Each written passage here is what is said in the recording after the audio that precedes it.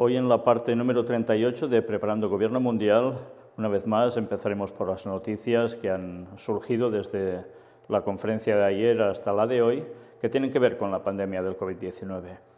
Pero después vamos a entrar en la temática que aún mostrará algo más sobre Bill Gates, su esposa, pero también de la Fundación Rockefeller y el Vaticano.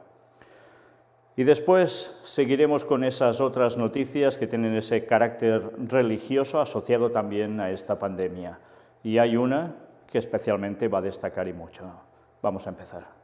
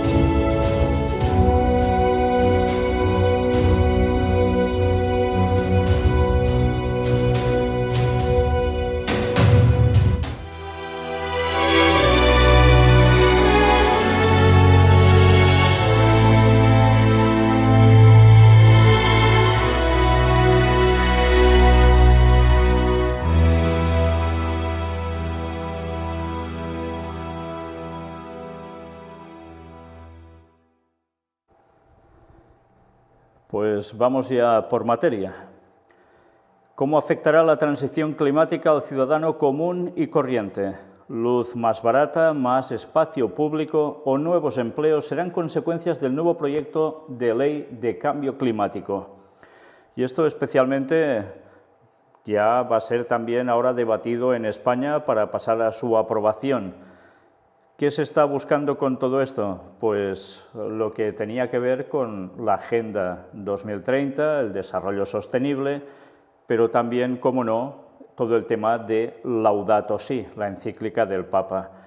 ¿Dónde nos quieren ir llevando? Pues a vehículos eléctricos, que también haya menos vehículos, que haya más servicio público y que la luz también sea más económica. Y fijaos lo que nos dice, con este marco más simple y comprensible, como dice una fuente, se busca una transición energética que además de incentivar la inversión, tenga un precio estable a largo plazo por debajo del mercado actual, sin contar este periodo de escasa demanda por coronavirus. Claro, con el coronavirus la gente estaba más en casa, las industrias no funcionaban tanto, por tanto el consumo energético no tiraba igual, no era el mismo. Pero todo esto irá, ¿cómo? ¿Muy deprisa? No. Dice que será progresivo. ¿Hasta cuándo? Hasta llegar a alcanzar el 2030, donde una tercera parte de estas metas ya sean un hecho. Bueno, además hay algo interesante, aparte de la creación de nuevos empleos, que llamarán empleos verdes, y es esto, sobre el tema de la educación. Fijaos que dice: no se creará una asignatura específica de cambio climático. Será transversal en diferentes disciplinas, dice una fuente. Se educará en la idea de que la transición ordenada hacia un sistema de bajas emisiones es necesaria por razones de salud y biodiversidad, entre otros factores.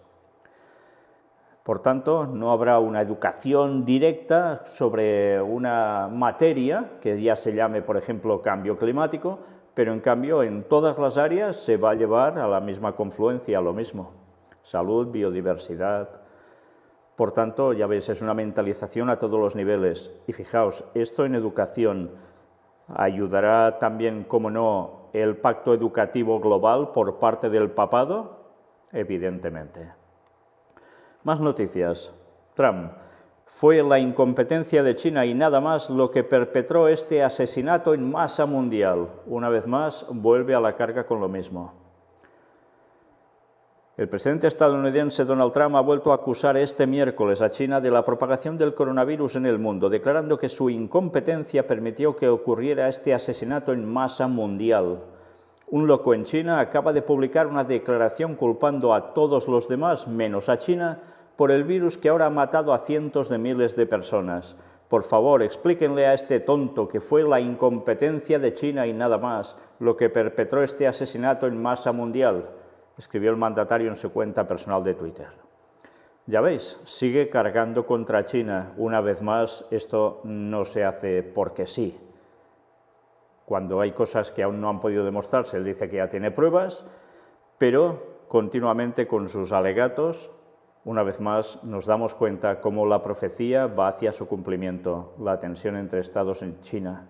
Estados Unidos va a hacer todo lo posible para que China ceda.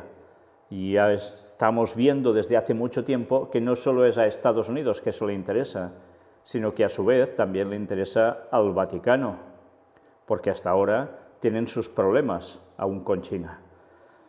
Y recordemos que el Papa dijo que tenía muchas ganas de pisar no solo terreno ruso, terreno chino también. Y cuando dice esto es porque ya los ha conseguido someter. Y de momento aún no ha podido hacerlo. Pero llegará el momento, por supuesto.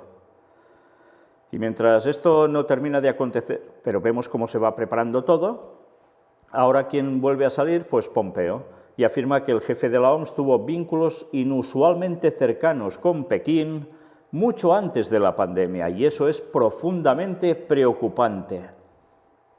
Ya lo veis, es una tras otra que va sobre lo mismo. Cada día que pasa va a más, no a menos. Y mirad esto, ¿es fácil infectarse de nuevo de coronavirus? Un médico cuenta cómo pasó 2 veces los síntomas del COVID-19. El médico español Jacobo Cabañas cuenta cómo él pasó 2 veces los síntomas del COVID-19 y relata cuáles son todas las incógnitas que aún quedan por desentrañar. Fijaos, no está nada claro si esto ya solo puede pasar una vez o 2 o a saber. Mirad qué llega a decir el artículo. El médico español Jacobo Cabañas, oncólogo quirúrgico y jefe de sección del Hospital Ramón y Cajal de Madrid, uno de los más afectados durante el pico de la epidemia en España, responde a algunas preguntas sobre el nuevo coronavirus, como por ejemplo si es posible contagiarse por segunda vez con el SARS-CoV-2. Este profesional sanitario ha experimentado 2 veces los síntomas de la enfermedad COVID-19. Tuve un cuadro de coronavirus a mediados de marzo y 40 días después he vuelto a dar cuadro clínico como una posible reinfección. El primer episodio fue leve. Después de que una prueba PCR diera positivo, tras el paso del tiempo otro nuevo análisis dio negativo. Teóricamente he pasado la enfermedad, pero casi 40 días después vuelvo a tener un cuadro clínico dudoso, pero compatible con coronavirus, con una radiografía compatible con coronavirus y de nuevo vuelvo a hacer una PCR positiva. Este oncólogo sostiene que si realmente es una reinfección, es el peor de los escenarios, aunque apunta que casi todos los expertos piensan que eso no es probable. Otra opción para su caso es que se tratase de una reactivación del virus, lo que podría significar que sus anticuerpos no acaban de ser del todo útiles, aunque también señala que es poco probable. De modo que la alternativa más factible, según el médico, es que sea un cuadro clínico mucho más largo de lo que esperábamos y con potenciales reapariciones de la enfermedad.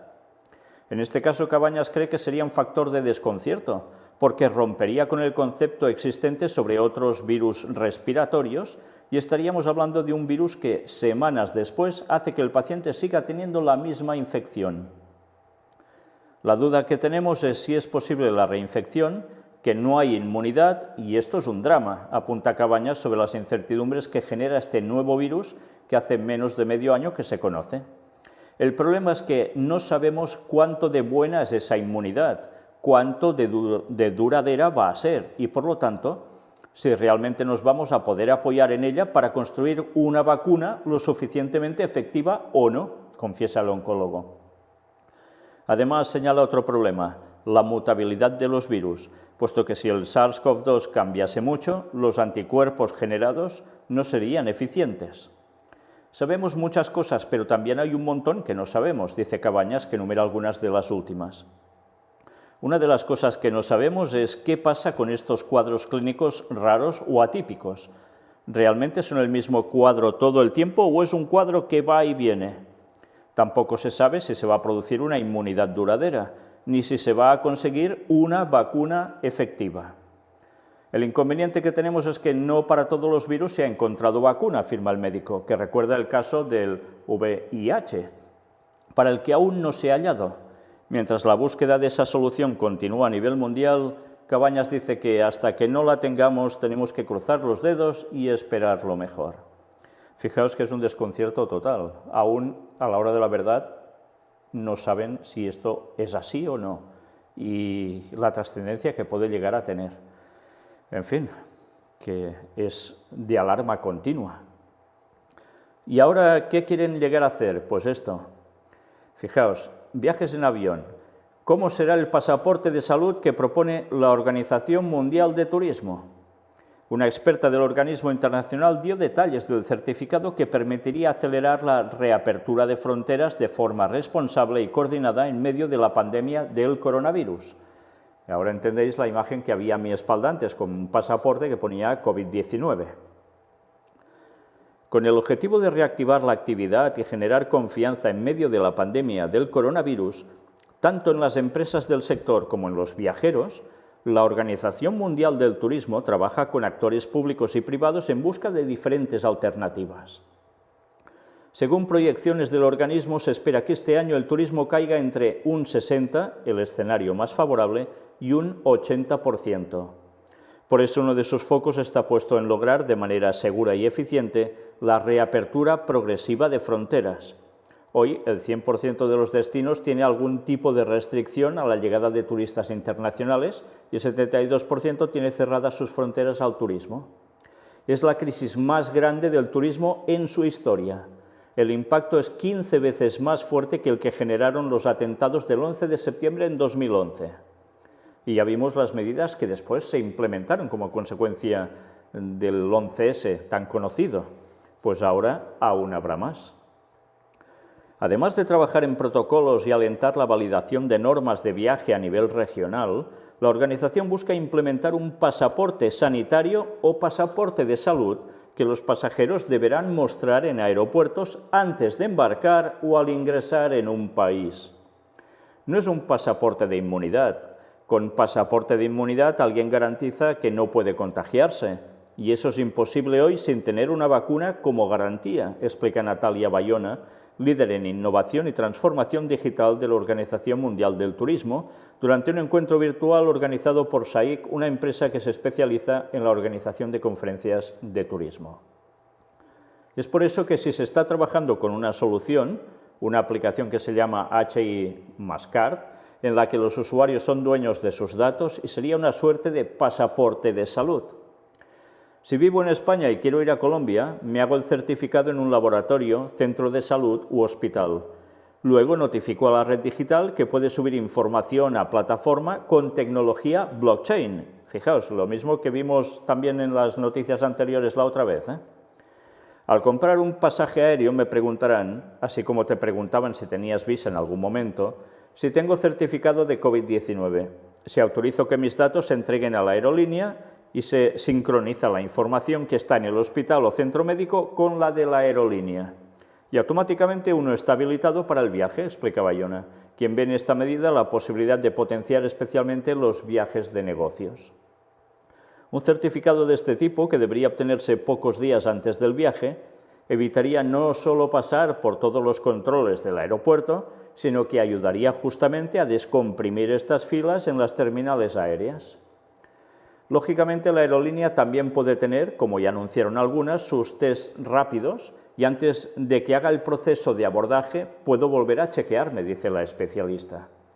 Este sistema ya se está trabajando en los aeropuertos de las Islas Canarias y en Ibiza, en España, a modo de prueba.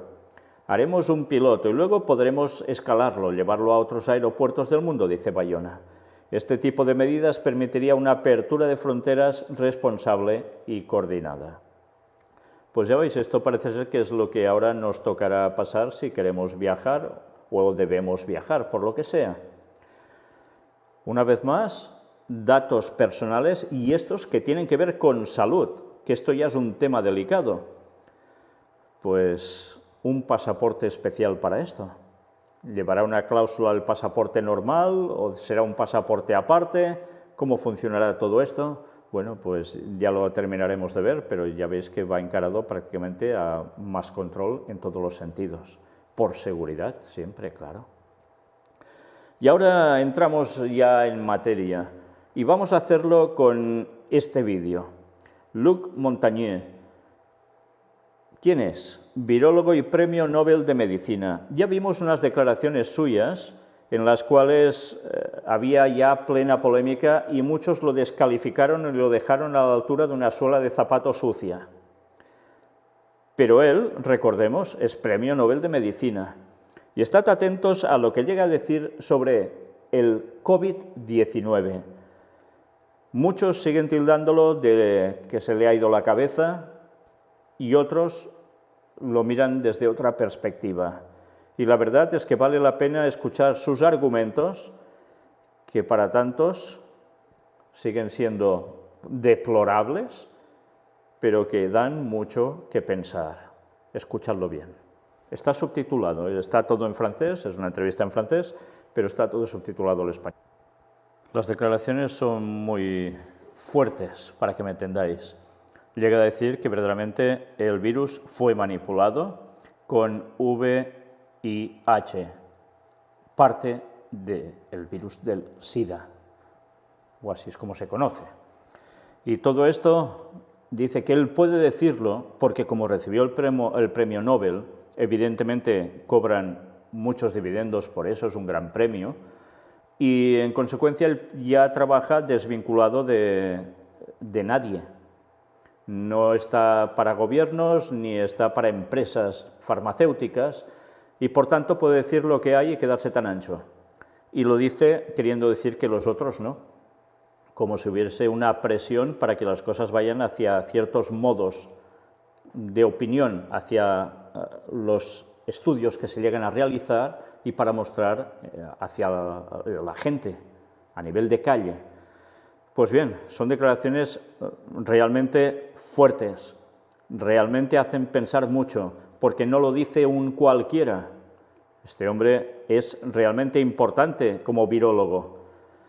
Bueno, no será lo último que mostraremos sobre virólogos. Próximamente vamos a mostrar algún otro vídeo y vais a ver también qué cosas llegan a plantear. Pero desde luego da que pensar mucho. Porque si este hombre dice las cosas como son, y ya veis que una vez más se apoya también en lo que hicieron como estudio unos científicos de la India, que también mostraron esa secuencia genética alterada, introducida allí en medio, que eso no es normal, eso no es hecho por azar, está hecho por mano humana en laboratorio, y que luego dice que se vieron obligados o forzados a retirar su estudio. Bueno, pues una vez más da que pensar. Esto no parece ser ninguna casualidad. Y con todo lo que hemos visto hasta ahora, si alguien cree que esto es fortuito, en fin. Él dice que en lo que no sabe, y tiene muy claro que evidentemente ha sido manipulado por humanos en laboratorio, lo que no sabe es si esto sucedió por accidente, el que hubiese salido así a la población, a la calle, al mundo, o no. Pero el hecho es este, él lo tiene clarísimo. Y una vez más digo, cuando hemos visto todo lo que hemos visto hasta aquí, pues ¿quién puede pensar ya que esto ha pasado porque sí, por azar? Sigamos, porque ahora veréis la conexión que antes os he dicho en un inicio. El Vaticano alberga la Fundación Pro Aborto, Pro LGBTI, Rockefeller.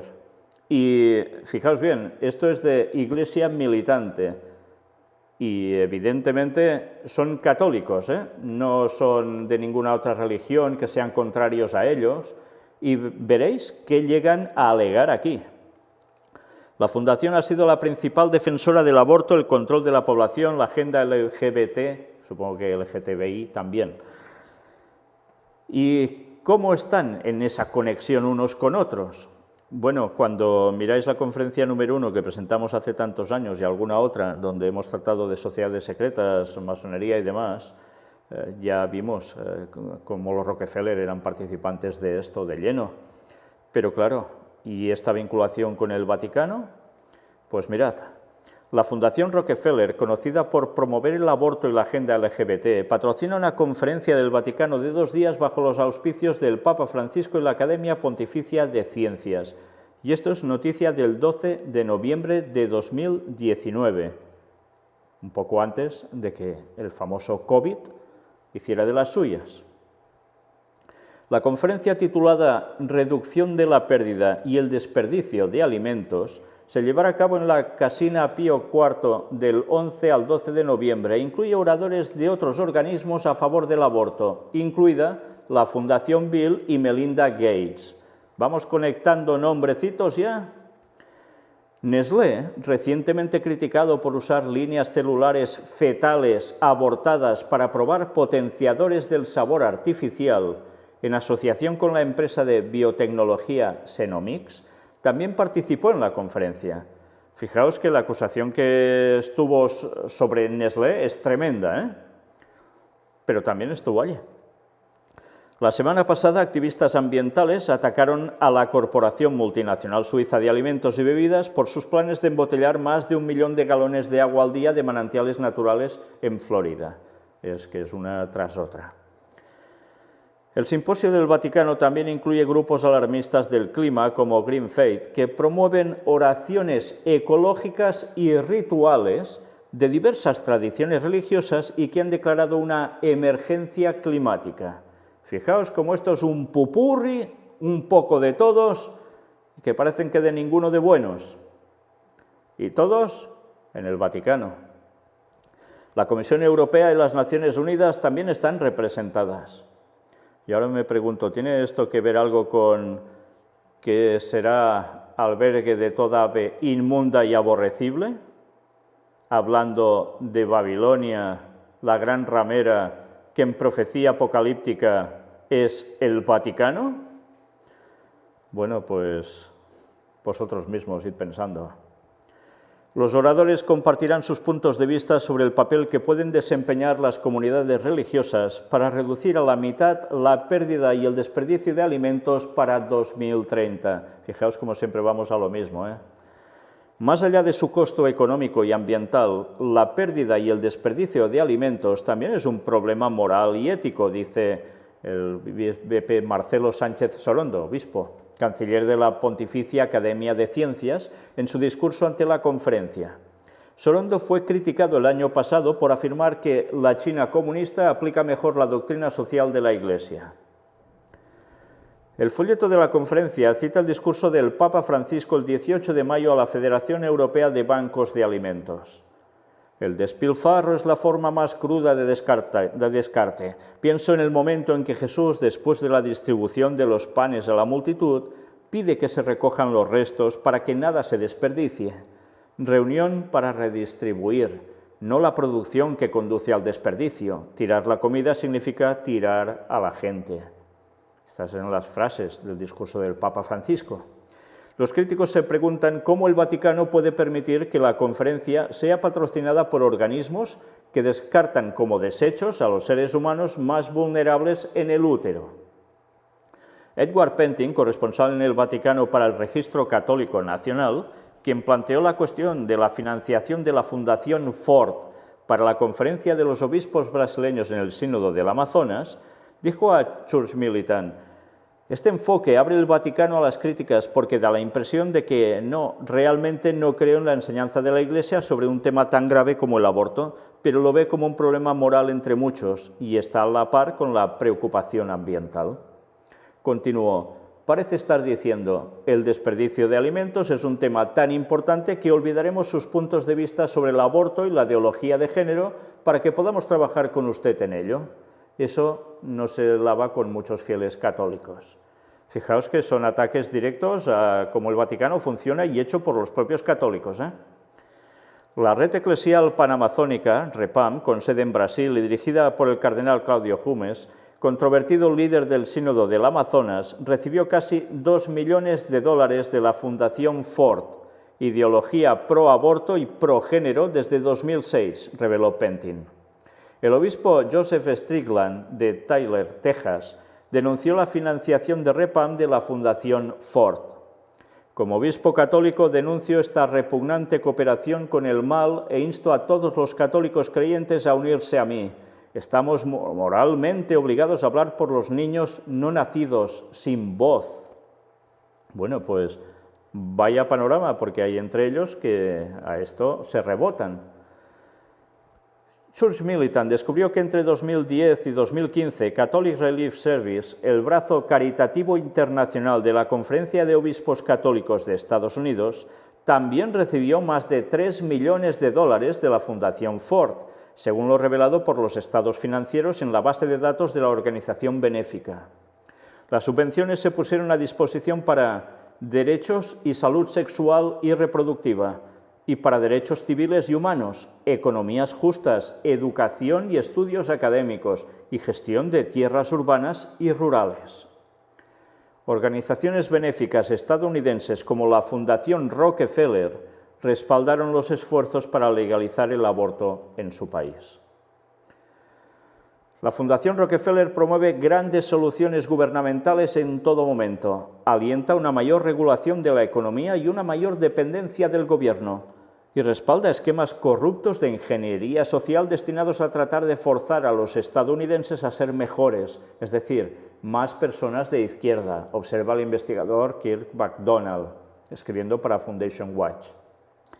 Eduardo Cunha, el conservador orador de la Cámara Baja del Congreso brasileño, dijo en 2015 que organizaciones benéficas estadounidenses como la Fundación Rockefeller estaban detrás de los esfuerzos para legalizar el aborto en su país y en otros lugares para deshacerse del control demográfico de los pobres e ingenieros.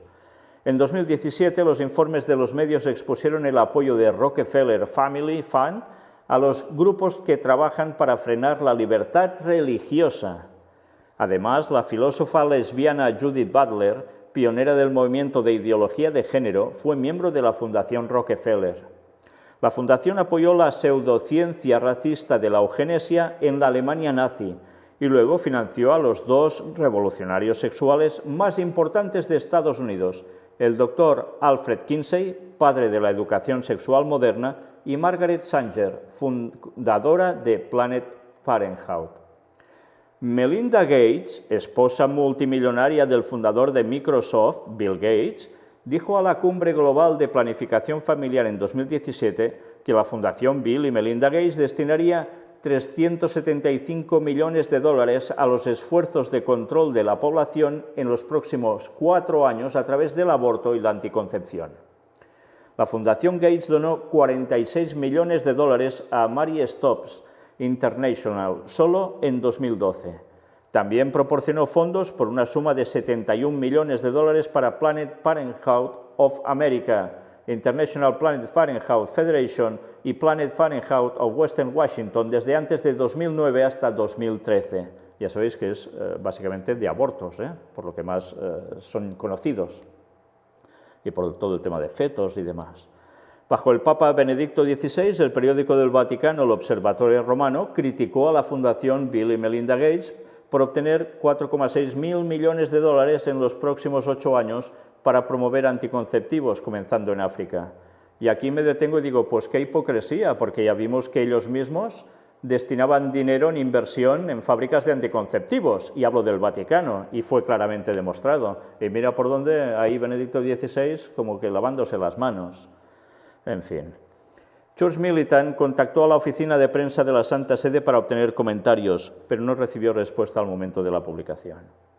Con lo cual, ya veis, Vaticano, Rockefeller, los Gates y algunos más, con temas de aborto, con temas de financiación a nivel familiar, pero ¿de qué modo? ¿De qué modo?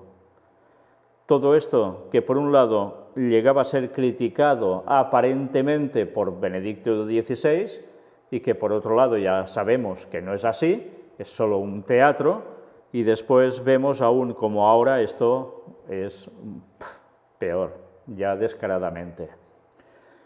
En fin, que ya vamos viendo cómo todos van asociados, juntos de las manos, paseando por el jardín, ¿no? Pues nada, ahora noticias que tienen que ver ya con cuestión religiosa y el COVID-19. Listín diario, esto es de la República Dominicana. Servicios religiosos podrán efectuarse a partir del 3 de junio. La Comisión de Alto Nivel para la Prevención y el Control del Coronavirus dio a conocer nuevos detalles sobre la reapertura por fases anunciada el pasado domingo por el presidente Danilo Medina. De acuerdo al informe, durante la fase 1, iniciada a partir de este miércoles 20, los servicios religiosos continuarán suspendidos. Pero atención a lo que viene ahora. El inicio de las actividades en las diferentes iglesias del país se realizará a partir de la fase 2, iniciada el 3 de junio, donde la Comisión aclara que los servicios religiosos solo podrán efectuarse los domingos. Solo los domingos. Asimismo, plantean que en la fase 3, que se iniciará el 17 de junio, los servicios religiosos podrán realizarse 3 veces por semana. Se estima que en la última fase todas las iglesias del país reactiven sus actividades de manera normal. O sea que mientras, quienes pueden reunirse para hacer servicios religiosos adorando a Dios o a lo que ellos puedan creer, pues los domingos, católicos, protestantes que también guardan el domingo, pero ¿y los que guardan el sábado? Pues si quieren congregarse, tienen que hacerlo los domingos, mira por dónde. Después, bueno, 3 veces a la semana, igual el sábado se podrá, a saber, y después sí, ya todas las actividades normales. Pero vaya pedazo de experimento que ya está a la vista.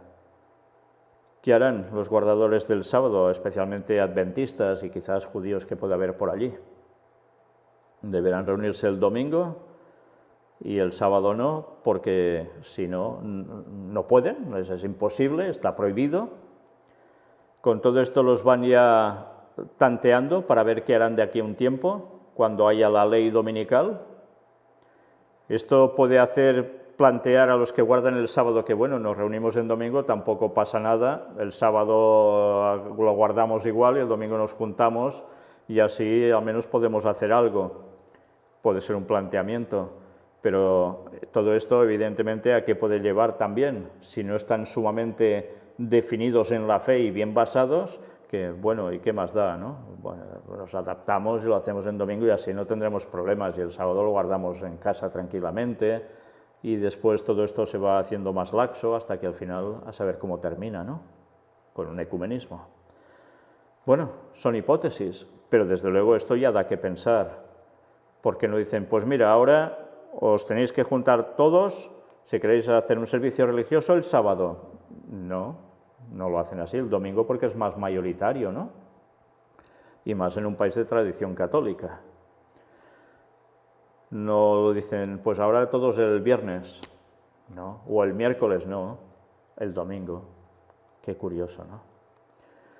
Pues bien, una noticia más. Monseñor Gómez, Laudato Si nos ayuda a tomar conciencia por el medio ambiente.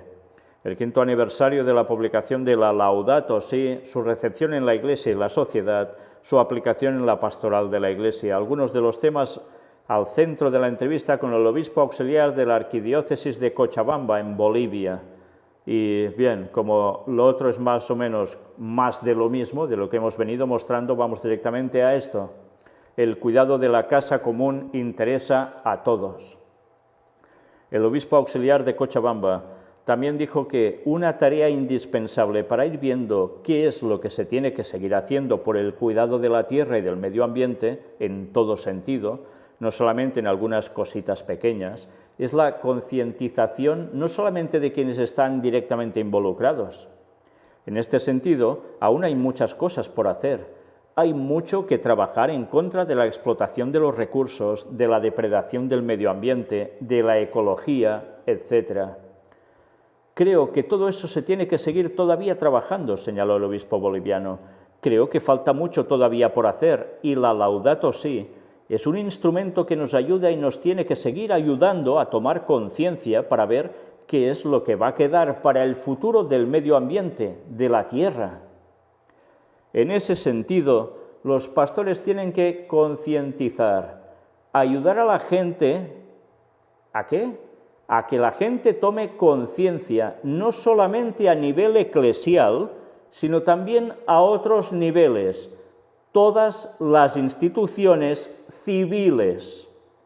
Fijaos cómo ya es descarado el mensaje.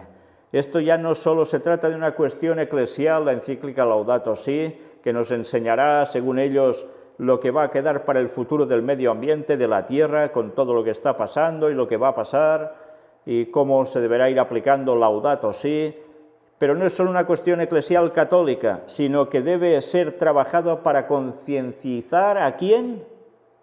A todas las instituciones civiles, y civiles quiere decir de todo el pueblo en general, da igual si son cuestiones del propio Estado como cuestiones privadas. Todos deberán pasar por el aro, tomando conciencia de la encíclica Laudato Si, asociada, como no, a la Agenda 2030 de la ONU, para que todo lo que allí dice se implemente. Es un trabajo laborioso, de tiempo, pero lo van a hacer. Y lo harán de lleno y lo culminarán.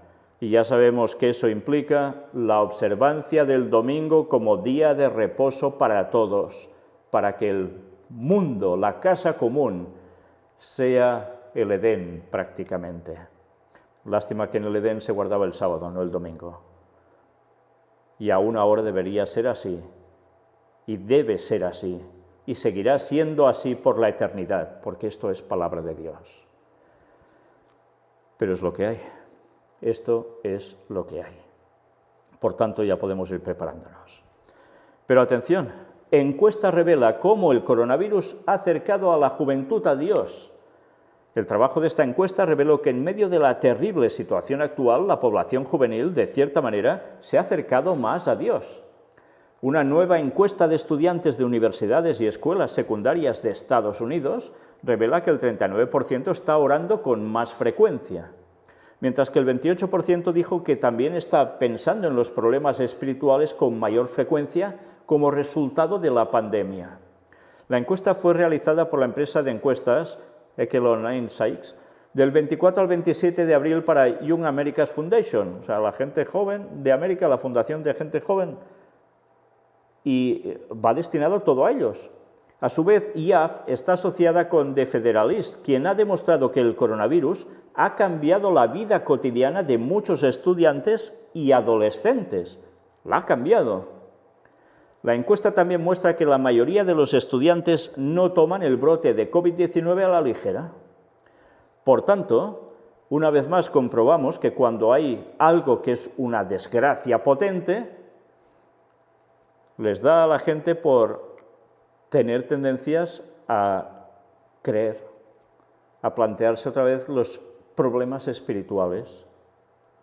Y esto no solo en adultos, ya lo veis, en jóvenes que cada vez son menos creyentes. Es cierto que Estados Unidos sigue siendo otra historia a pesar de todo, pero esto es algo que ha pasado a mucha gente y nosotros lo hemos podido comprobar, como a raíz de esta pandemia, como así la califican, hay gente que está reaccionando y se está dando cuenta que tienen que buscar a Dios, porque algo superior debe ser necesario para ellos. Por desgracia, evidentemente, no todos reaccionan así, ni no todos reaccionan buscando la verdad donde debe estar, y siguen por derroteros que no tocan. Ya sabemos también, como tantas veces pasa, que cuando hay un gran cataclismo, sea un terremoto o cualquier otra cosa así, al sábado siguiente o los domingos siguientes, la gente de iglesias pues las llena, y los que no iban ya hacía un tiempo pues vuelven a aparecer por allí. Tantísimas veces ha pasado eso. Pues es de esperar que el Señor deba permitir que sigan habiendo desgracias para que aún haya gente que reaccione. Ahora, ¿cuántos de estos reaccionan de corazón y otros cuántos por miedo, por temor a perderse? Los que reaccionan así, como la segunda cosa que estoy diciendo, evidentemente poco les va a durar, porque a la que vuelva a estar todo un poco normalito, se les acabó la fe y vuelven a lo suyo. Pero luego hay los que verdaderamente sí han reaccionado. Y por eso Dios permite cosas así. ¿No las provoca Él? Claro que no, porque esto ya hemos visto de dónde proviene. Pero aún y así, lo veremos más claramente de dónde proviene, por si aún hay personas que no se han terminado de percatar que no solo es una cuestión entre Estados Unidos y China y la economía mundial y la hegemonía, el gran poder para dominar el mundo, sino que va más allá y está implicado, ya lo estáis viendo, el Vaticano. Porque el fin máximo de todo esto es el nuevo orden mundial dominado por el Papa, al menos por delante. Y bien, ¿por qué digo por delante? Pues porque próximamente hablaremos de los que hay por detrás. Y me refiero nada más y nada menos a la pieza del puzzle que falta para completar ya todo este cuadro. Y son precisamente los jesuitas. Sobre ellos va a versar la próxima tanda de conferencias de Preparando el Gobierno Mundial, jesuitas y COVID-19.